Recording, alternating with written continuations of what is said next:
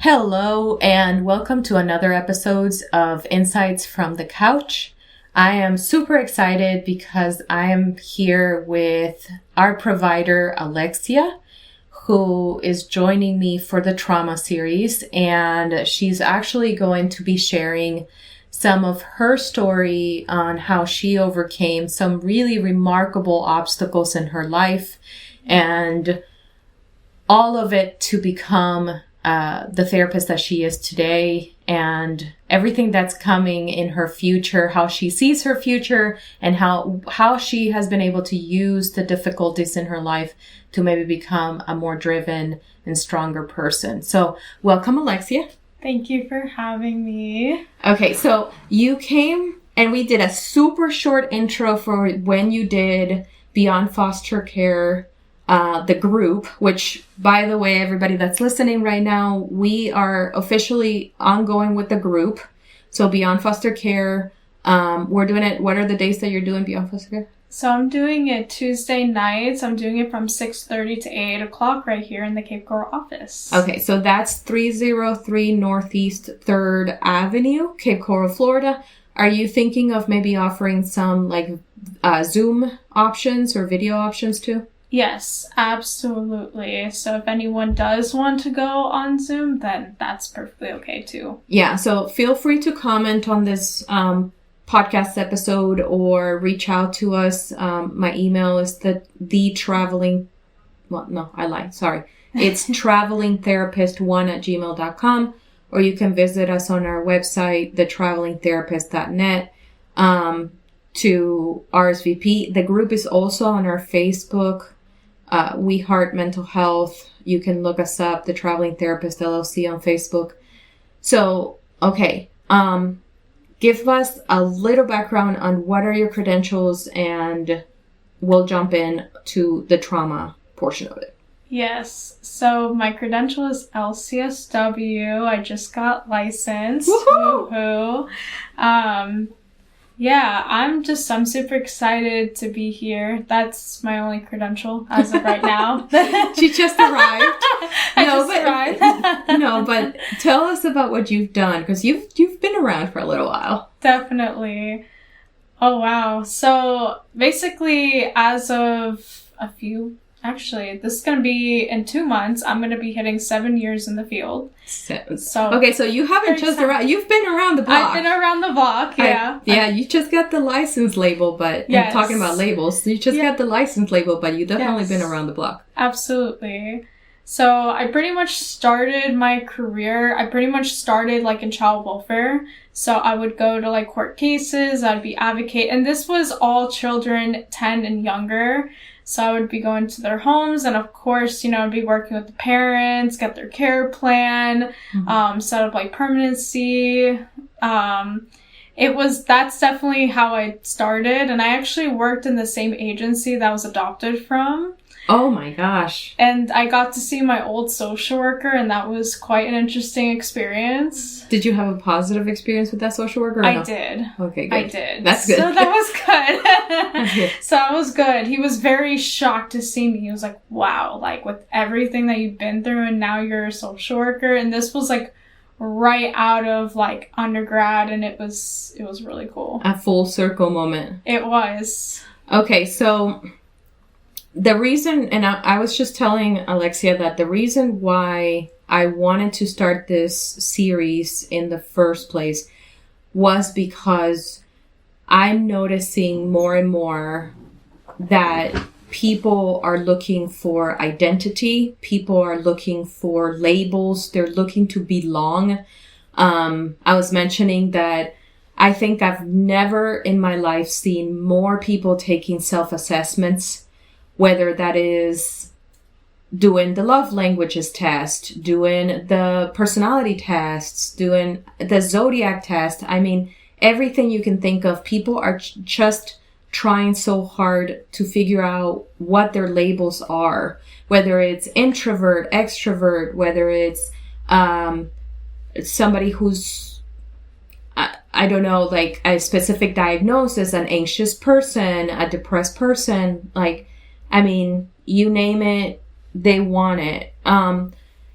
a nerd, a geek, player, gamer, blah, blah, blah. Like there's a professional, an entrepreneur, everybody's trying to find their label. And what I see is there's a fairly large group of the population that has found their label, especially we're talking about more than anything, the younger groups that are finding their labels in mental illnesses.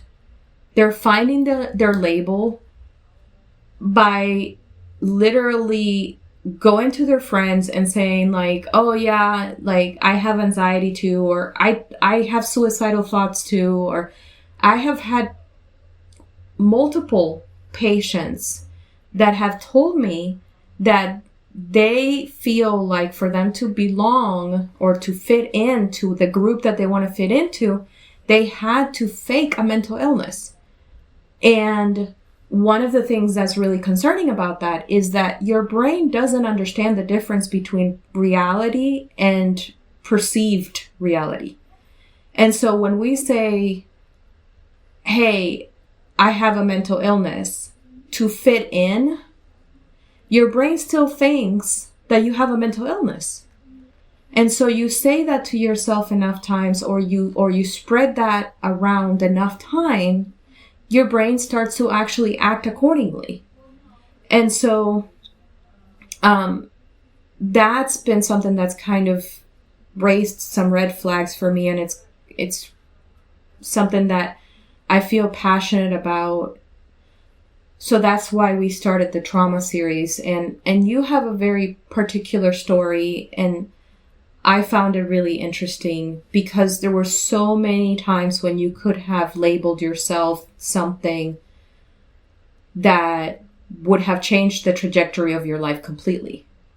So absolutely. Please go ahead and share with us. I'd love to hear how you overcame your childhood, your life, and what are the things that you've learned about yourself that you use on a regular basis to kind of get through difficult days. Yeah, and I definitely agree with that too, because there are so many times where I could have ended up in such worse positions. And I would say it really took time. And I would say something that really helped me was especially having mentorship.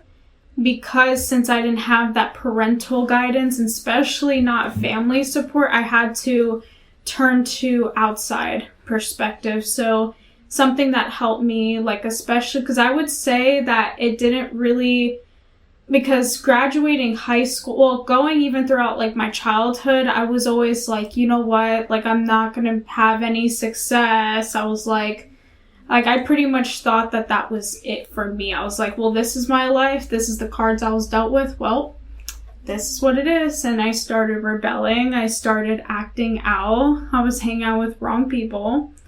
But then as soon as I got to high school, actually, it was my oldest brother. We're 11 years apart. So he's almost in his 40s and I'm in my mid-20s. And so he was dating around like different women, but then he brought this one really good woman around. She's my sister-in-law now. She is an LCSW herself.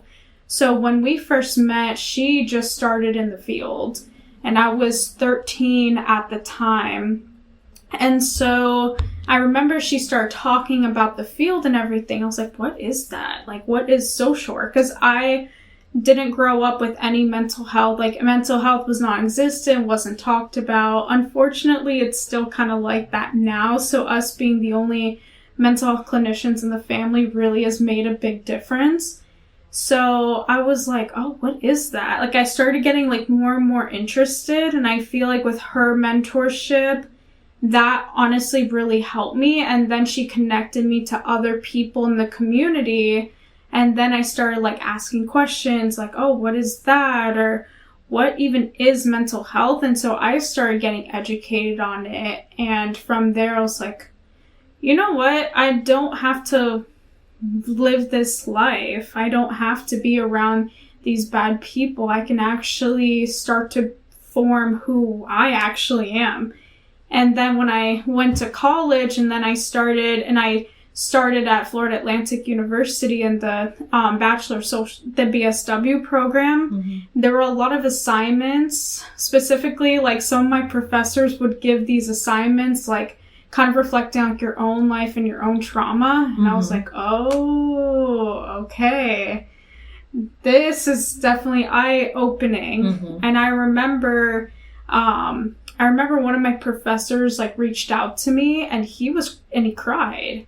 He was like, wow, I never knew that you went through this type of thing. And I just said, well, you told me to be honest. So I started becoming more honest. Like I noticed like with the mentorship, I was like, wow, this is something, like I noticed that it helped me, but also I was receptive to it as well. I want to point out something that you just are saying this about mental health and it kind of clicked. There are two sides to mental health. There's the part of mental health where people actively are looking for an opportunity to better themselves. And then there's the other side of mental health where people are looking for an opportunity to essentially cage themselves into the labels, into the diagnosis. Exactly. For some reason, there are people that look at a diagnosis and they see it as, okay, this is my starting point to get better. And there's people that use that diagnosis and they say, oh, this is actually where I stop. This is who I am. This is all I'm ever going to be. And this is my limit. Now that I've been labeled, this is all I can be. And for you did the first one. You had no idea what mental health was. Yeah. You started kind of looking into it, and then you decided, oh, I'm going to use this to catapult myself into a healthier mindset or a healthier life. Yeah, absolutely. And pretty much it's like, because I didn't like where I was in life. I didn't like who I was, and I was just depressed. I was not, it just wasn't somewhere that I wanted to be, and I so badly wanted to escape. And I was like, what is my escape? And I quickly realized that the only way for me to get out of my situation was through changing my own mindset. And this is something I actually thought, what is the worst case scenario, or as close to a worst case scenario as I possibly can be questioned about? Because I'm over here, I'm telling people, stop labeling things trauma. A lot of what you're going through is not, it doesn't have to become trauma. Exactly. And I was thinking, I was like, what would be if I had somebody standing up in front of me saying, how dare you say I don't have trauma? And that person were to give me an example of a worst case scenario. It's really hard to look any further than what you went through. And so tell us a little bit about what the scenario was for you growing up, and like what your life was like growing up, that people would say like, oh no, but that's trauma. Yeah. I remember that one of my earliest like memories too, like I remember when I first started at like my new school after like everything that happened to me. And I remember going into the classroom, my teacher, so the principal kind of walked in with me into the classroom. This was like in the middle of the day. I like walked into the classroom and we were about to do FCAT testing.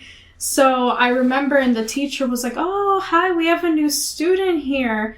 And I remember the principal kind of blurted it out and was like, yeah, this is the girl who her parents died here. And just like that. Oh just like that. And I remember I like cried, and I was 10 years old. And I remember these kids like 10 years old. And I remember like these kids would like start laughing at me. And then I thought at that time, well, this is like normal. I didn't know that it was anything more. And I remember this one girl shared like her snack with me. Like this one girl was nice. Like I never saw her again after that year, but she like let me borrow her toys and stuff like that. And I remember she was like, are you okay? I was like, I'm fine. I was just like crying, but I wasn't okay, of course. But I remember that very early memory. And from there, like when it was recess, they would be like, oh, well, that's the weird girl who like her parents died. So like, no, we can't be with her. And then they would all start talking about like their parents and talk about, oh, my mom got me this or my dad got me this. Like they were very mean. Definitely mean. So here's where we come to the crossroads. Yeah. So you're 10 years old, and I mean by this point you've been through hell. Yeah. I mean truly you've been through so many things. Yeah.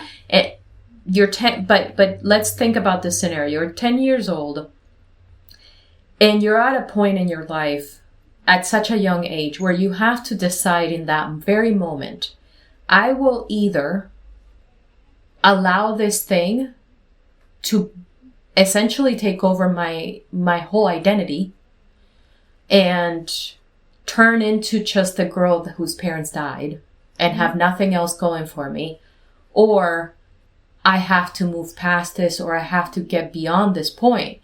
Because again, you had your whole life in front of you. Exactly.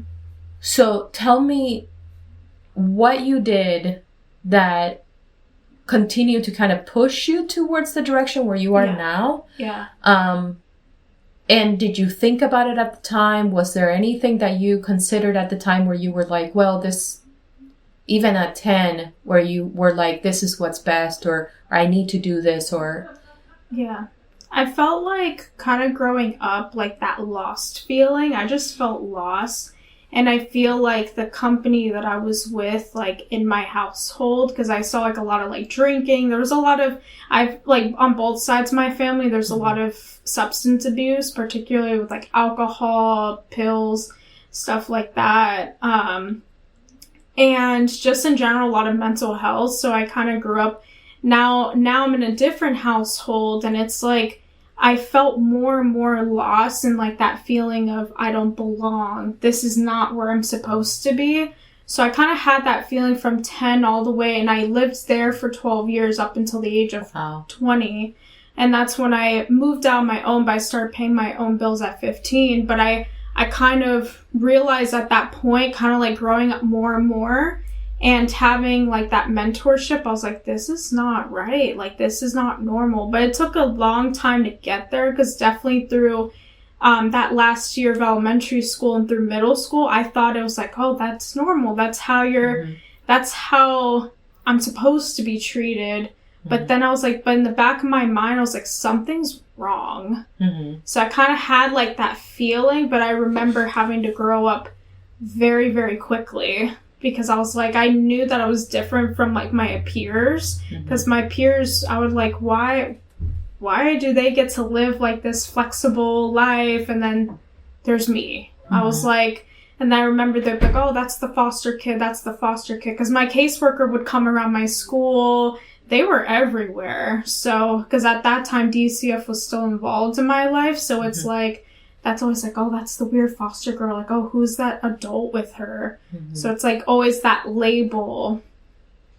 And I think 10 is one of those like where you're now going into like preteen. Yeah.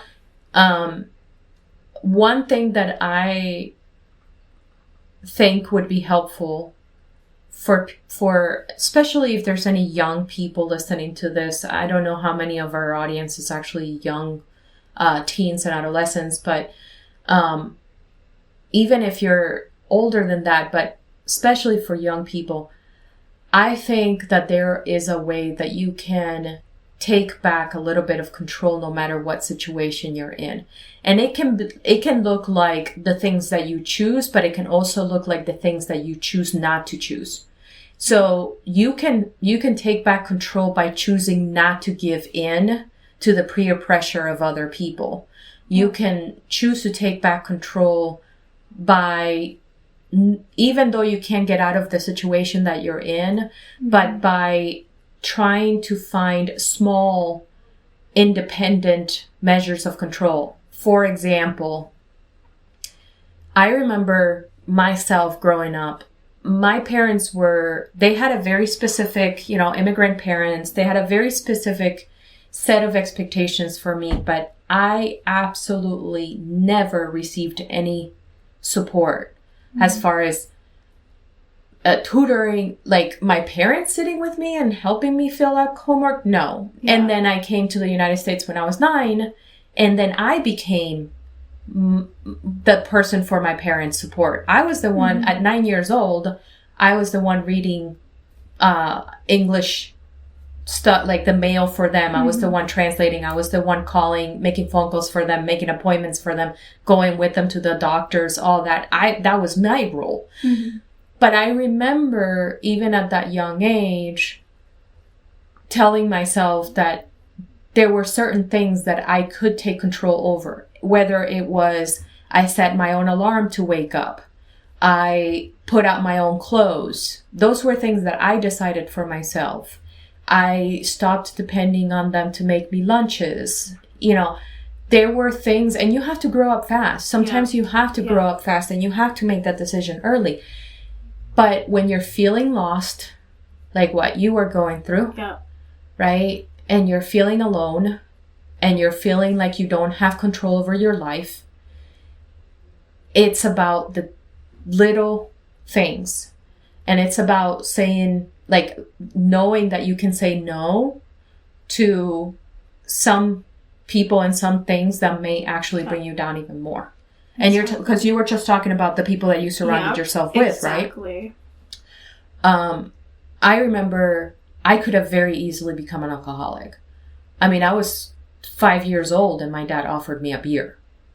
You know, I could have very well become an alcoholic. It's a Cuban household. Of course I could have become an alcoholic. Yeah. You know, but I remember looking at the thing that I never wanted to be. And that was that. And so I remember choosing at a very young age, this is the one thing I will always say no to. This is the one thing this is my bottom line. Yep. So, you can, even at a young age, you can start setting standards for yourself, and you can start saying no, and choosing to do better for yourself. Tell us a little bit more about, as you got older, how were some of I'm sure that the trauma that you went through, there must have been things that stayed with you. Yeah. So how have you worked through that? Whether it's anxiety, depression, PTSD, whatever it is that you may have experienced, how do you work on it, and how did you start working on it? Yeah, I would say that I truly didn't start working on it until college, because that's when I started gaining a better understanding. And I feel like what really helped was identifying like what my triggers were, and kind of just like really starting to process my trauma, because I felt like for a long time I was like avoid, or I was like I didn't have enough education. So I feel like by going through the social work program, and honestly I say it all the time that it saved my life. It really did, because just by going through both the bachelor's and my master's program, both those combined, it helped me so much to be like, this is something that it's going to be beneficial for my life. Like, it was my saving grace. Mm-hmm. And I feel like even still now, of course, I'm not perfect. And does it pop up here and there? Yeah, for sure. And I feel like what helps me is like knowing that I am enough, and knowing who I now surround myself with. It's like my life is totally different. Like, I'm married now. Like, I moved to Cape Coral because I'm originally from South Florida, and I feel like also getting away from the area really did me good, because I feel like if not, like I would just sit in a ball of depression, and it's not healthy and it's not good. And I feel like things that also help me too is just having, because I am a talker, so I feel like something that helps me, I have to talk it through. Like if I'm having, because I also have to differentiate between I'm having a bad day or bad moment versus, oh, everything's bad. Like I really had to reframe my thinking, because a lot of it was like negative of, oh, okay, I'm having a bad moment. Oh, this is going to be the rest of my life. And it's like, it's not the rest of my life. I'm having a bad moment or a bad day. That's okay. Like, and I also had to learn like how to take care of me. And like you said, like learning how to say no to things too, because it used to be where I'm like, oh, someone wants to hang out, but then they may not be the right person.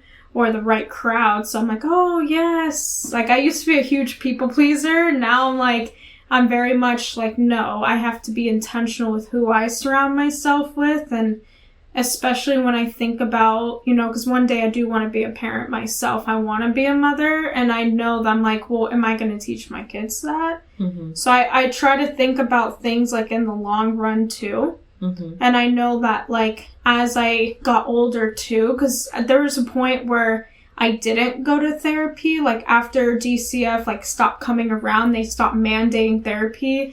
Therapy was taken away completely. And when I got to college and I went back into therapy, and that really helped me too.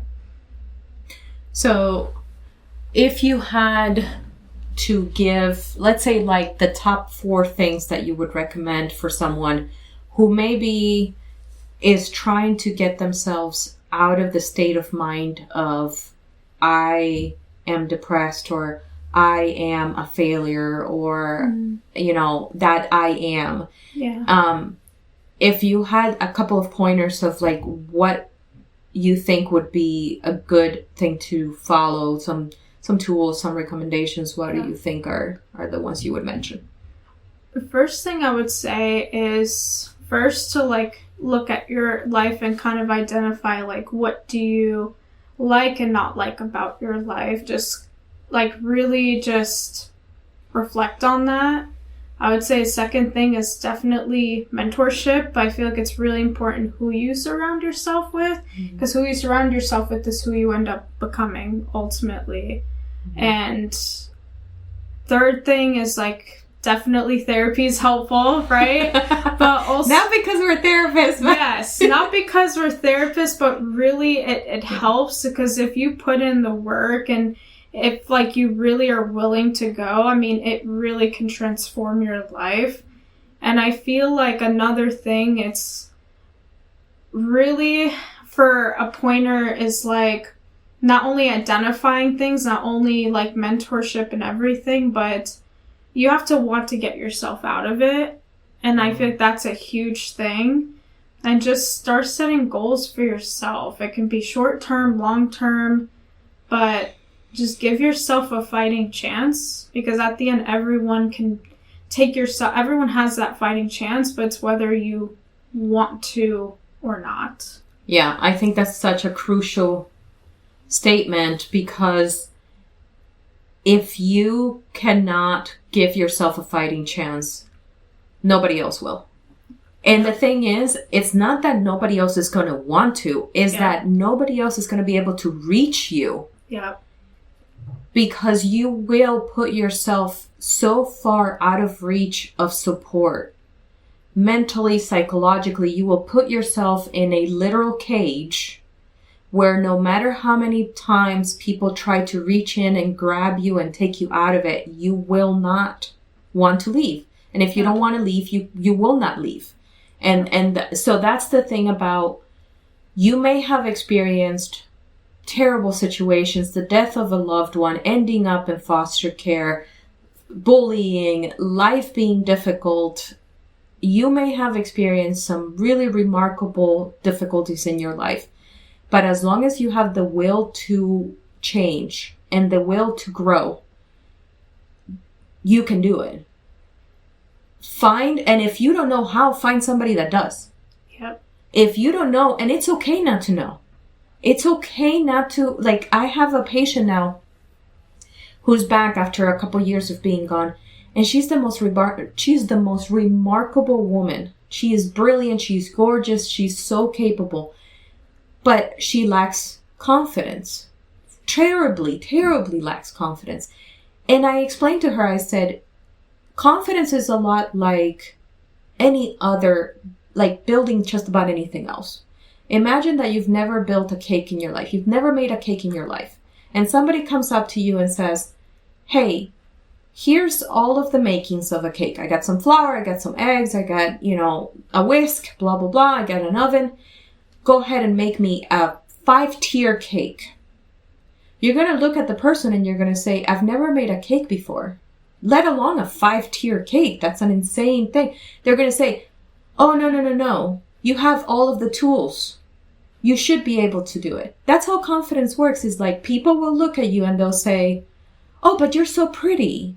Oh, but you're so smart. Oh, but you're so driven. I'm sure you must be confident. Or I'm sure you must have it all figured out. And you're going to turn around and you're going to say, no, I don't. Because even though I may have the equipment, I do not have the know-how. Yep. So if you don't have the know-how, find somebody that's been there, find somebody that's done it, and find the know-how. And once you get that, then put it into practice. And once you put it into practice and you become the person with the know-how, then find someone else. Exactly. That has the tools, and teach them how to do it. And keep spreading the word. And so all it takes is the will to do it. And then the willingness to sift through what's out there for the best option in support that you can get.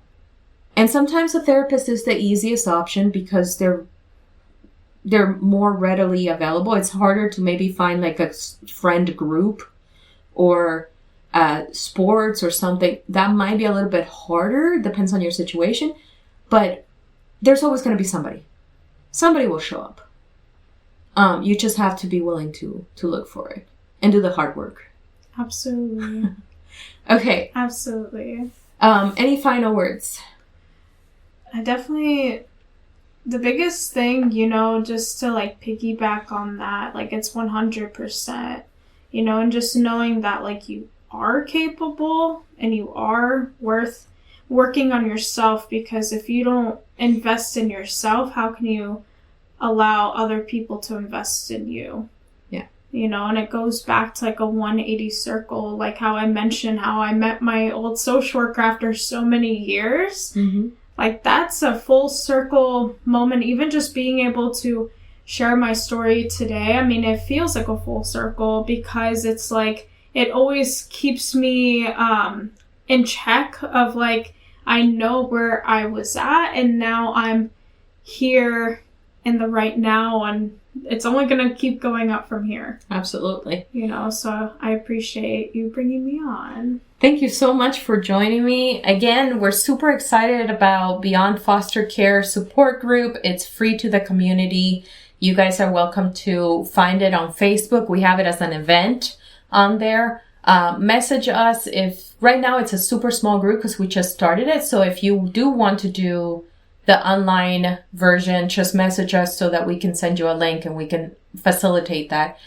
But thank you so much, Alexia. I really appreciate it. Yes, thank you. And thank you, everybody, for listening in. And we will talk next time on another episode of Insights from the Couch.